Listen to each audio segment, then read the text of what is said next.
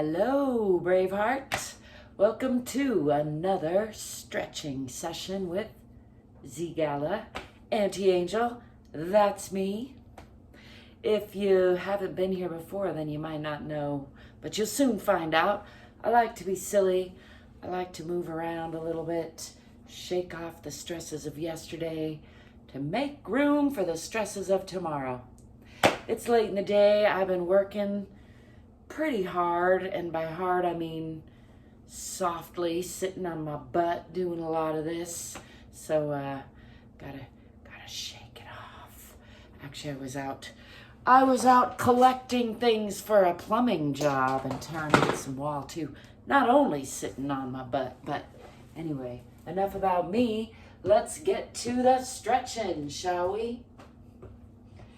I like to always remind everybody to follow your own lead. You can use me as a guide or an inspiration, but make sure you don't do anything that feels wrong in your body. Remember that there's not one way to check in with yourself, love yourself. I like to do a lot of this free arm swinging, twisting, a little bit of what I call freestyle yoga. So we're gonna run through some of that. Let's start with just a nice roll down. First, rooting into the center of the earth. Relaxing the bottoms of the feet. Checking in with the center of the earth and the center of the universe, wherever that is, out in the sky somewhere. And then let's just roll down real slow, noticing where there's stickiness, where there's suppleness.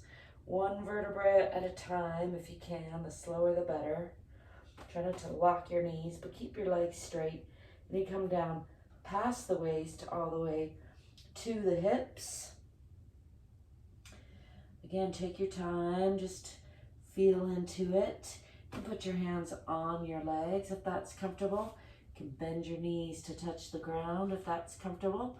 Or you can float all the way down, come in to put your hands on the ground. And once you get to where you're folded from the hips, just hang out here for a breath or two. Let gravity do some unwinding, maybe do a little shaking out the hair, relaxing the neck. Try to relax your belly, relax your back.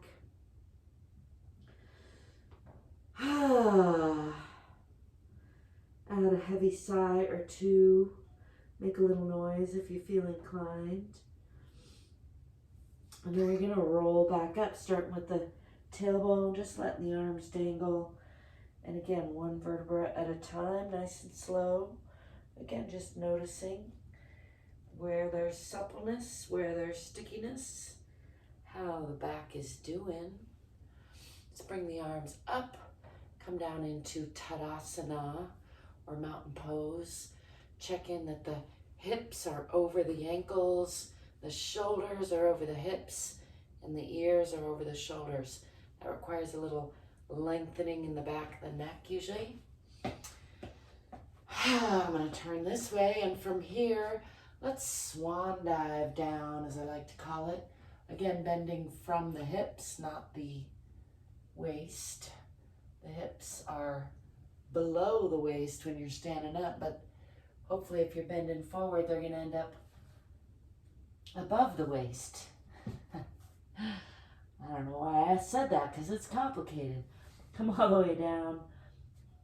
If you can, check in with your toes and your ankles there. And again, just let the belly relax, let the back relax, let the head and neck relax. Indulge in a nice heavy sigh there. And now bend your knees, swing your arms back, and come and do a bit of a counter stretch. Lift your eyes, arms, and chest to the sky. Push your hips forward a little bit. Still staying rooted into the earth. And again, bring the hands up and down into Tadasana. You can roll those shoulders down and back a little bit. And again, check in with the alignment. Let's step back with the left foot from here into a moderate lunge. Check that the Knee isn't crunching past those toes, adjust accordingly. Feet should be on relatively parallel lines. And you're gonna pull that back hip forward and the forward hip back in order to make the hips perpendicular to the feet.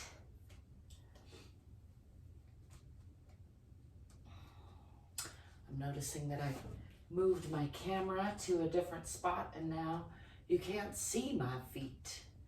We'll just go with it for now.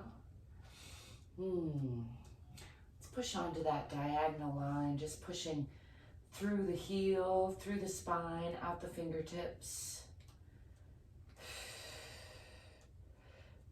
And then coming back upright, tucking the tailbone a little bit, still pulling those hips onto the perpendicular line. And let's go to the offside twist. If you can, look back over those back fingertips. Check in with the front. Adjust so you don't fall over. It's always a good idea. And then slide that back heel out, coming up onto those back toes, and put your right hand on the inside of your left bent knee. Lifting your right hand and gazing up past those fingertips for an offside twisting triangle. Let's bring this hand around for a little extra twist, reaching for that other hip. If you can, grab onto that hip bone a little bit and just look out past your opposite hip, or if you can see your heel out there. That adds a little twist, a little wringing out of the organs. And let's bring this hand back around to the outside of that front leg. Bring that back foot forward just enough to put that heel back down and straighten the front leg, draping your upper body over your lower body. Aim your chin for your toes, so it's a nice long upper body draped over the lower body. Still pull that back hip forward and that forward hip back. Still breathing and sighing heavily if you feel like it. Smiling if you can. Let's aim the forehead for the knee, just for a little bit of a rounded spine action there. And then alternate. Aim your chin for your toes again. And then forehead for knee. And then chin for toes again. And this time let's step forward with that back foot. Coming back into a forward fold. Just hang here again. Letting gravity do some unwinding. And again, you can put your hands anywhere that's comfortable. I like to just let them hang. Try to relax the belly and the back. And then bend your knees, swing your arms back. Let's come into that counter stretch again. Push the hips forward a bit. Lift your chest, eyes, and palms to the sky.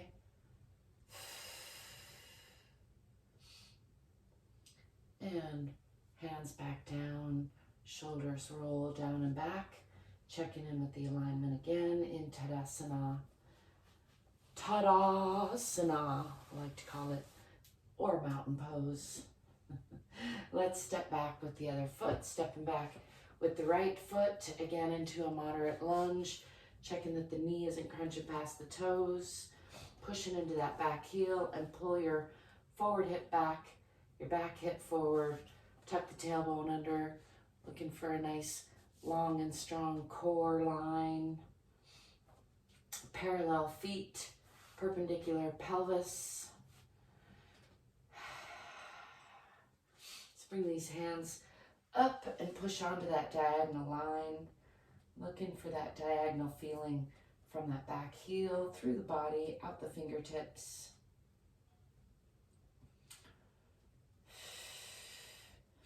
And then peeling the body back up to center, and let's shift to the offside. Again, look back past those fingertips if you can. My glasses are making that tricky, but I can do it. And then check in with the alignment on the front. Adjust as need be.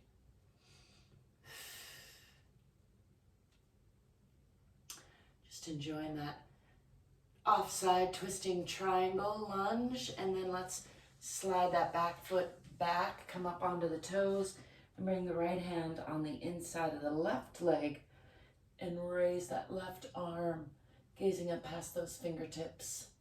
Again, for a nice offside twist on the other side, giving all those organs a little hug. Let's bring this hand around to reach for that opposite hip, increasing that twist, and look out past that back heel, increasing the twist even more. And push into that back heel to straighten that leg. And let's unwind that and bring this hand on the outside of that front leg. Bring that back toe forward just a little bit so you can press into the heel and straighten the front leg, draping your upper body over your lower body, aiming your chin for your toes, relaxing your belly, still pulling those hips onto the perpendicular line. And let's alternate. Aim your forehead or nose for your knee, rounding the spine a little bit, and then lengthening the spine, aiming your chin for your toes again.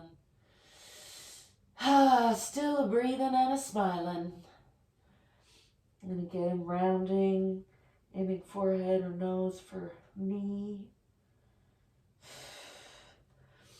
And then again, long spine, aiming chin for toes, pressing into that back heel, and then let's step forward with that back foot, coming again into a forward fold, and just hanging here for a breath or two again. See if you can get a little more relaxation out of yourself. Just letting go of the spine, letting go of the belly, letting go of the hair and the arms. Sometimes you gotta hang on to the hair and add just a little bit of tension there to stretch out the neck. Listen to your own body again.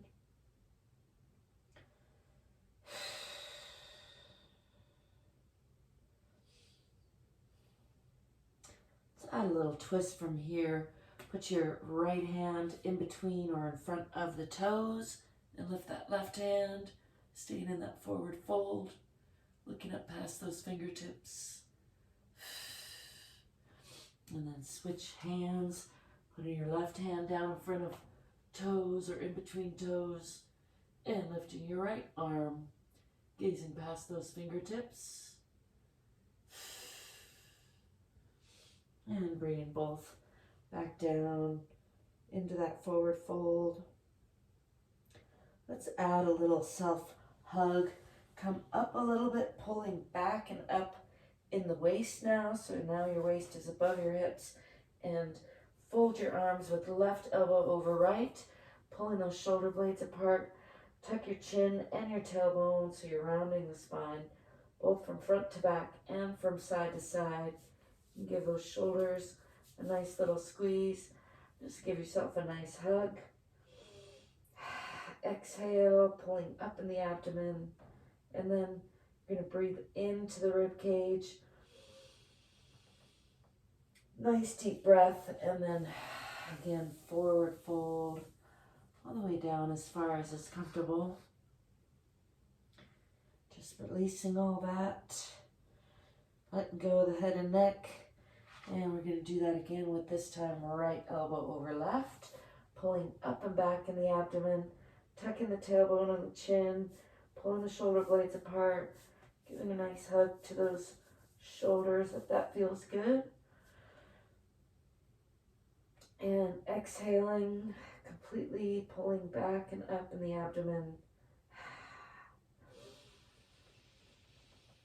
And then a nice deep breath, expanding the rib cage, and forward fold again.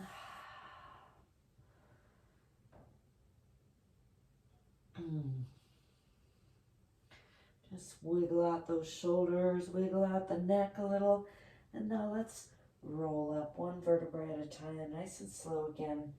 Just checking in with the spine, seeing where it's supple and where it's sticky, if it's changed at all. Let's just do a little free arm swinging to loosen things up. It's been a long day for me, so I'm going to keep winding it down.